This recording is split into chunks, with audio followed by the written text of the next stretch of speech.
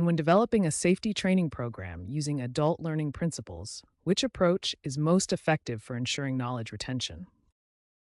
A. Lecture-based instruction with detailed PowerPoint presentations. B. Experiential learning that connects new information to participants' work experiences. C. Mandatory attendance with post-training quizzes. D. Standardized content delivery regardless of audience background. 2. According to Kirkpatrick's 4 levels of training evaluation, which level measures the actual change in workplace behavior after training? A. Level 1 reaction. B. Level 2 learning. C. Level 3 behavior. D. Level 4 results. 3. Which communication technique is most effective when explaining complex regulatory requirements to non-safety personnel? A. Reading the regulation verbatim from the standard. B. Using analogies, examples, and plain language with visual aids. C. Distributing copies of the regulation without explanation. D. Focusing on penalties for non-compliance. 4. When communicating safety information to a multicultural workforce, what is the primary consideration? A. Using technical terminology to establish credibility. B. Ensuring materials are available only in English to promote language learning. C. Adapting communication methods to account for language barriers and cultural differences. D. Minimizing visual aids to focus on verbal instruction. 5. Under OSHA regulations, how frequently must emergency action plan training be provided to employees? A. Annually, regardless of changes. B. Initially upon hire and when the plan changes. C. Only during new employee orientation. D. Every 6 months as mandated by federal law. 6. Which mentoring technique is most effective for developing critical thinking skills in a new safety professional? A. Providing direct answers to all questions immediately. B. Using the Socratic method to guide mentees towards solutions. C. Assigning tasks without explanation to build independence. D. Limiting interaction to formal quarterly reviews. 7. A safety professional is evaluating the effectiveness of a lockout-tagout training program. Which metric provides the best evidence of training transfer to the workplace? A. Average test scores from the written examination. B. Participant satisfaction surveys immediately after training. C. Observed compliance during workplace audits over time. D. Number of employees who attended the training session. 8.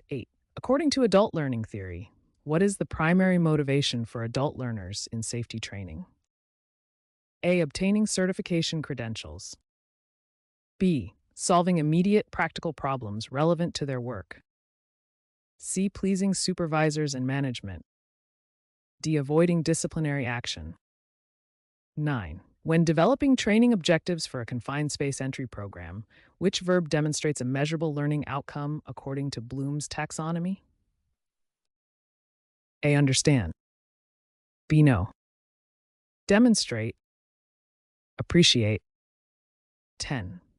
Under OSHA's Hazard Communication Standard, 29 CFR 19-100, when must employee training on hazardous chemicals be provided? Only during annual refresher sessions. B. At the time of initial assignment and whenever a new physical or health hazard is introduced. C. Within 90 days of hire. D. Only when requested by employees. 11. Which communication barrier is most commonly encountered when delivering technical safety information to frontline workers? A. Excessive use of jargon and technical terminology. B. Too much visual content. C. Presentations that are too short. Oversimplified explanations. 12. A mentee asks about the hierarchy of controls. Which teaching approach demonstrates effective mentoring? A. Reciting the hierarchy from memory without context.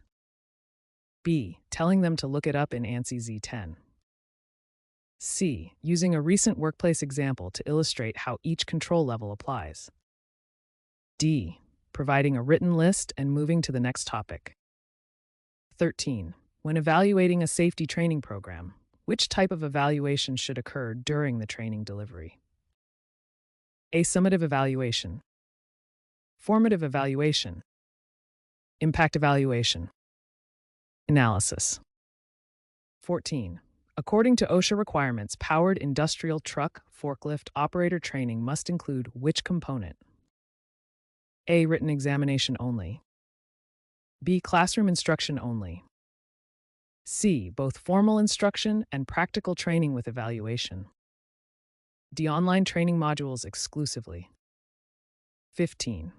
Which principle of curriculum development ensures that training content builds progressively from simple to complex concepts? A. Sequencing. B. Integration. Articulation. 16. When providing corrective feedback to an employee regarding unsafe behavior, which communication approach is most effective? A. Public correction during a safety meeting to serve as an example. B. Private discussion focusing on the behavior, not the person, with specific examples. C. Written warning without verbal discussion. D. Waiting until the annual performance review. 17. A safety professional is designing an evaluation strategy for a new fall protection training program. Which combination of evaluation methods provides the most comprehensive assessment? A. Pre-test and post-test only.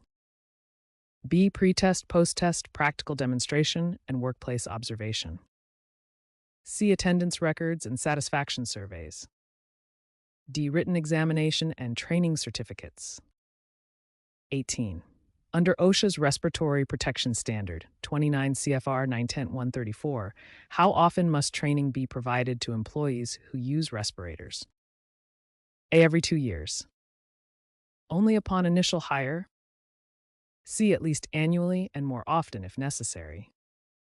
D. Every 3 years with medical evaluation. 19. Which adult learning principle explains why case studies and real-world scenarios are effective training tools?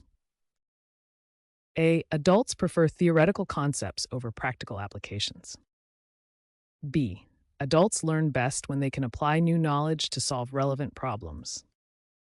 C. Adults require more repetition than younger learners. D. Adults learn better in competitive environments. 20.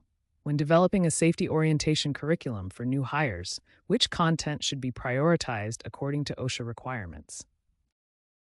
A. Company history and organizational structure. B. Emergency procedures and immediate workplace hazards. C. Benefits and compensation information. D. Long-term career development opportunities. 21.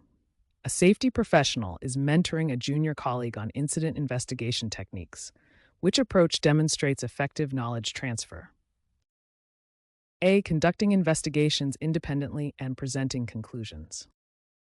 B. Involving the mentee in investigations with guided practice and debriefing. C. Assigning the mentee to observe only without participation. D. Providing investigation templates without explanation of methodology. 22. Which evaluation method is most appropriate for measuring whether participants can perform a specific safety procedure correctly? A. Multiple choice written test. B. Self-assessment survey. C. Performance-based practical examination. D. Group discussion and reflection. 23. According to OSHA's training requirements, which statement about documentation is correct? A. Training documentation is optional if employees sign an acknowledgement.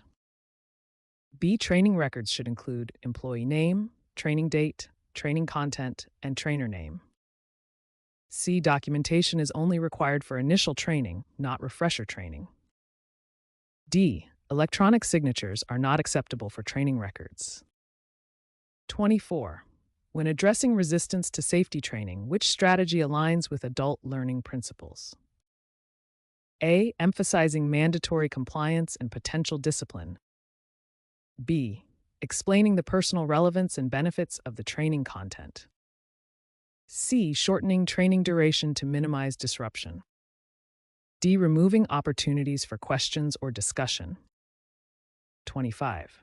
Which instructional method is most effective for teaching complex problem-solving skills in safety management? A. Lecture with note-taking. B. Reading assignments from textbooks. C. Scenario-based learning with facilitated discussion. D. Video presentations without interaction. 26. Under OSHA regulations, who must provide and pay for required safety training? A. Employees through tuition reimbursement. B. Third-party training vendors exclusively. C. The employer at no cost to employees. D. Shared cost between employer and employee. 27. When developing learning objectives for a machine guarding training program, which component is essential according to best practices? A. Observable behavior, conditions, and performance criteria. B. General statements about safety awareness. C. Lists of topics to be covered. D. Trainer qualifications and certifications. 28. A safety professional is evaluating the long-term impact of a behavior-based safety program. Which metric is most appropriate? A. Number of training hours delivered. B. Training completion rates. C. Reduction in incident rates and severity over time. D. Amount spent on training materials. 29. Which mentoring practice best supports the professional development of a new safety coordinator? A. Providing all answers immediately to build confidence. B. Creating opportunities for increasing responsibility with appropriate support and feedback.